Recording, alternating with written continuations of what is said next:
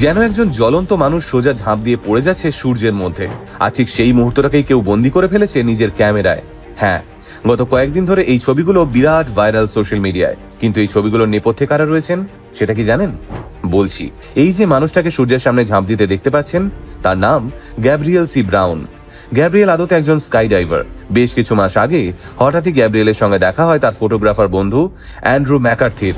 গ্যাব্রিয়েলই অ্যান্ড্রুকে প্রস্তাব দেন এমন unique photo তোলার। অনেক হিসেব নিকেশ করে অ্যান্ড্রু আর গ্যাব্রিয়েল তাদের টিম নিয়ে পৌঁছে যান অ্যারিজোনার মরুভূমিতে। সেখানে অ্যান্ড্রু নিজের ফটোগ্রাফির সরঞ্জাম নিয়ে রেডি হতেই গ্যাব্রিয়েল সোজা উঠে যান পৃথিবীর পৃষ্ঠ থেকে ৩৫০০ ফুট ওপরে। এরপর সেখান থেকে টানা ৫ বার ফ্রি ফল করেন গ্যাব্রিয়েল, কিন্তু কোনোবারই মন মতো রেজাল্ট পাচ্ছিলেন না অ্যান্ড্রু।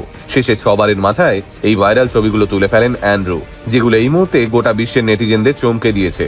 আর গ্যাব্রিয়েল এবং অ্যান্ড্রু বর্তমানে দারুণ খুশি, কারণ আজ গোটা পৃথিবী তাদের পরিশ্রমের জন্য বাহবা দিচ্ছে।